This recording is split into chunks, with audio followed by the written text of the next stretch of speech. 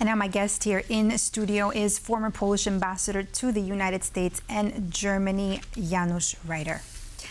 Mr. Ambassador, thank you so much for taking the time for being with us here today on World News Tonight. Glad to have you here with us. Thank you. Good to be again here.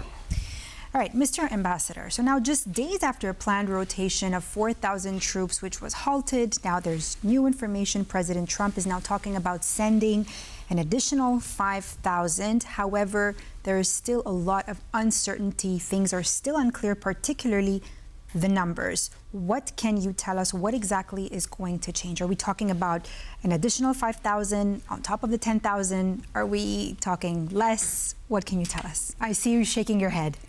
Well, I'm just sharing the questions with you.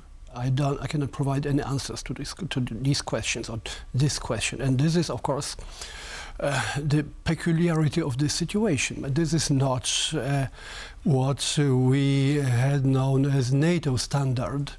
There is not much predictability in American security policy. The result is positive. So after enormous confusion, after announcements of withdrawal, then the latest news is additional troops will be sent to Poland. That's a good result. Whatever the motives are, what matters is the result. And this is good for Poland. And this is good for Europe, because it's good for NATO.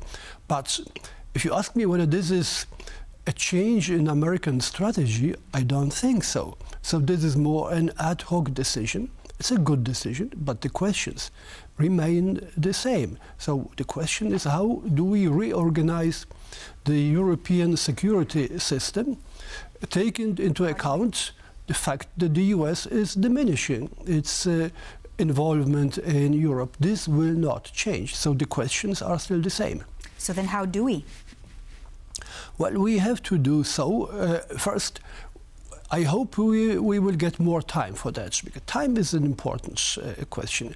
Whatever we do in NATO sends messages to Moscow.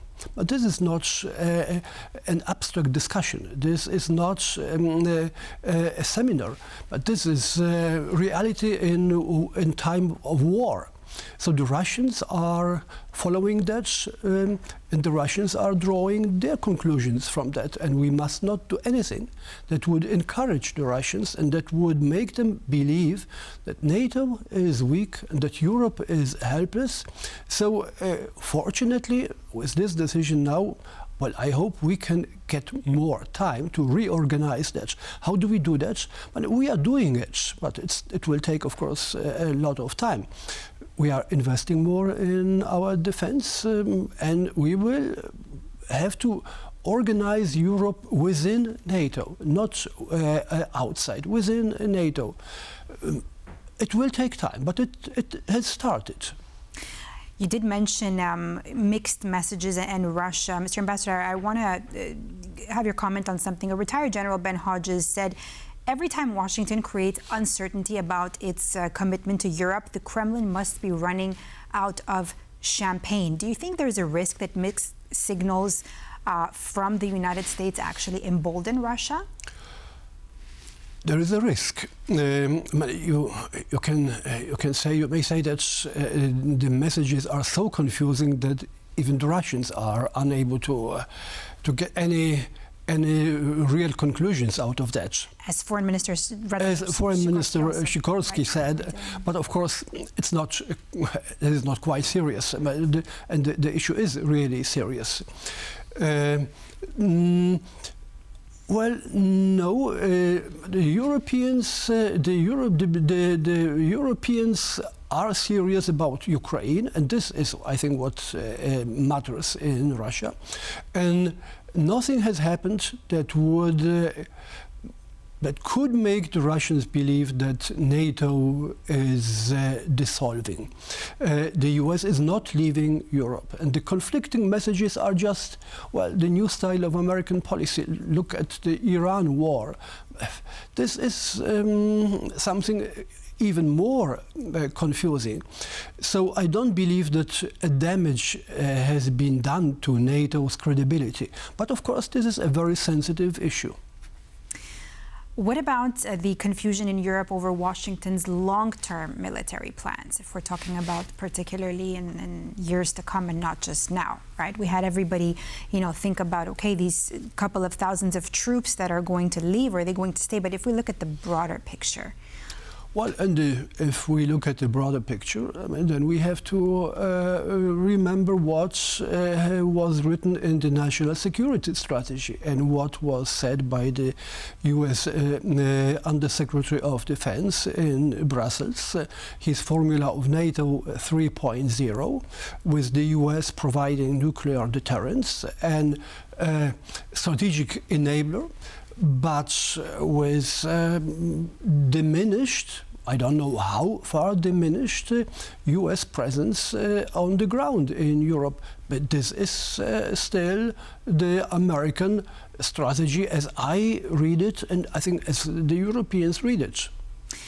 How much do you think has changed since the time that you were ambassador in the United States compared to today? Well, of course, with two different presidents. It's not just a question of two different presidents. If I remember Poland joining NATO, and if I remember why the US invited Poland to join NATO, there were at least two main motives. One motive was strategic, of course. Poland succeeded to persuade the American leaders that even though Russia at that point of time did not present a real threat to NATO and to Europe and to the West, so our message was, it is better for Europe to be prepared for whatever may happen, for whatever may come from the East. And they took this point. So it was a strategic motive. The other one was Poland joined the Western community, and Poland was somehow important for the US as a country that, with a lot of enthusiasm, represented those values that the Americans considered their values. So Poland was welcomed as a new member of this community of values. And now, where are we today? The first point, we have a lot of ambiguity in American strategy. And the second point, the second motive, community of values, that is gone, unfortunately. So this is very different. I'm not talking about people. I'm talking about the political, the lines of American strategy and the way politics is thought and made in Washington, and the way Washington perceives Europe. When I was in Bonn, so earlier on, my colleague Richard Holbrooke, one of the top American diplomats, wrote an essay for Foreign Affairs magazine, starting with the sentence, "The US is a European power." Is the US still a European power? No. The US is not a European power. And we cannot criticize the US for that. The world has changed. The US is responding to the changes, but we have to be prepared for this new reality. Yet Donald Trump did say that he's linking the decision to his relationship with Poland's President Karol Nawrocki to the fact that there will be US troops stationed, right, in Poland. How do you respond to that? Well, this is why I said whatever the motives are, what matters is the results.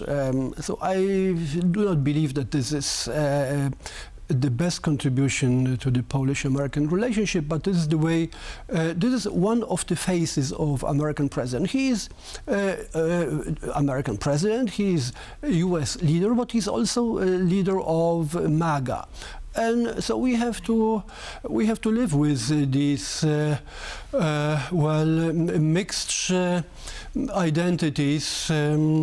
Hopefully, we will be able to make a clear distinction between ideological ties and strategic decisions, but not always will that succeed.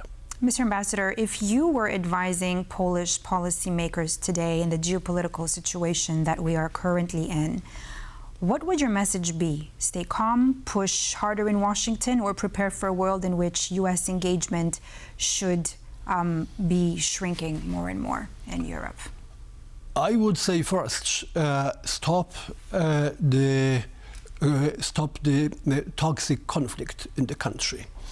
We need a minimum of consensus on the key issues, on the security issues, on the question of what future do we see for the country in Europe. And the second question would be, how do we position ourselves in Europe for the time after the war in Ukraine?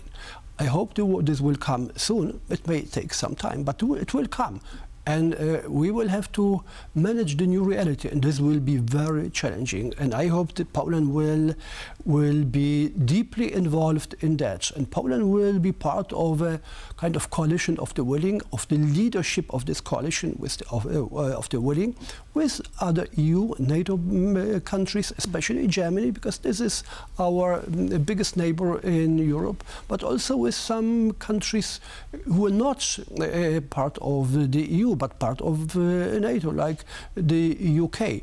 So the question is, how do we position ourselves in a changing reality with the challenges that will not stop in the East, with a revisionist Russia, and with Ukraine that will need our help. Thank you so much, Mr. Former Polish Ambassador to the United States and to Germany, Janusz Reiter, for being my guest here in the studio with me on TVP World.